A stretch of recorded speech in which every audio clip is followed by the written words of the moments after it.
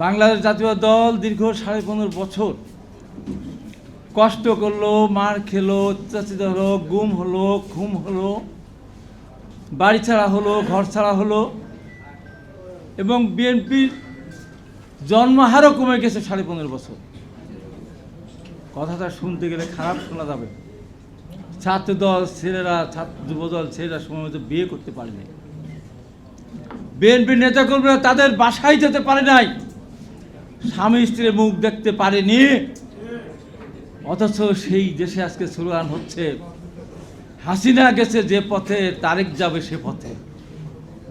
তিনের চারে কাওয়া তারেক যা মায়া নাকি একটা বাজে স্লোগান। চাঁদা ওঠে পল্টনে, চলে যায় লন্ডনে।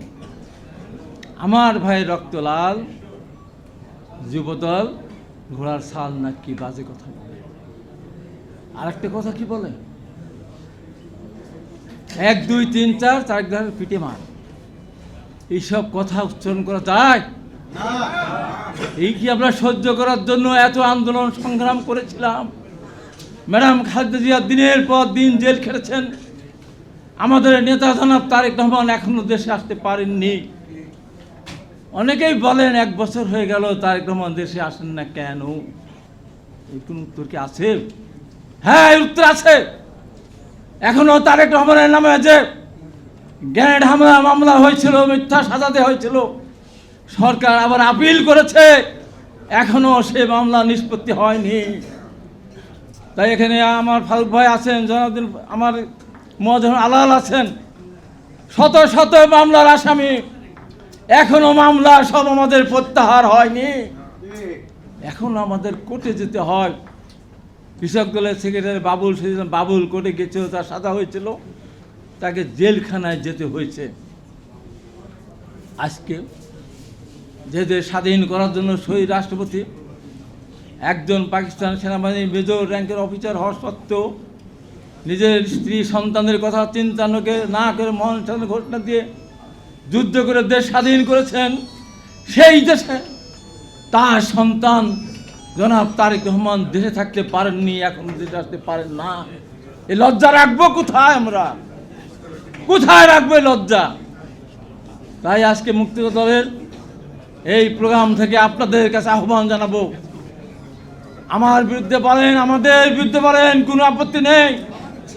আজকে এখানে ঘোষণা করে আমার বক্তব্য শেষ করতে চাই। শহীদ রাষ্ট্রপতি জিয়া রহমান, নিষ্পাপ দেশনেত্রী বেগম খালেদা জিয়া বিনা অপরাধে শাস্তি পাওয়া আমাদের নেতা জনাব তারেক রহমানের বিরুদ্ধে যারা অন্যায়ভাবে স্লোগান দেবে, অন্যায় কথা বলবে, আমার বিরুদ্ধে যে শাস্তি দল নিক না কেন, আমি তার বিরুদ্ধে কথা বলতেই থাকবো, তাদের যা হয়। তারা বলে গিনিস বুকে নাম উঠবে বাংলাদেশ, আর সেই দেশের একটা রাজনৈতিক দলের নাম উঠবে, তার নাম বিএনপি। পৃথিবীর দেশে দেশে সরকার পতনের আন্দোলন করে বিরোধী দল, আর বাংলাদেশের দুর্নীতিবাজ চাঁদাবাজ বিএনপির বিরুদ্ধে আজকে বাংলাদেশের সব রাজনৈতিক দল রাস্তায় নেমেছে। সরকারে যাওয়ার আগেই তার পতন চেয়ে কে বলেছে? ওই জামাতের ডাক্তার মাসুদ বলেছে। কি বলেছে? 5 তারিখে 5ই আগস্ট আওয়ামী লীগকে বিতাড়িত করেছে। বিএনপি যদি মাপ না চায়, বিএনপিকে বাংলাদেশ থেকে বিতাড়িত করা হবে। এই সাহস পাই কোথায়?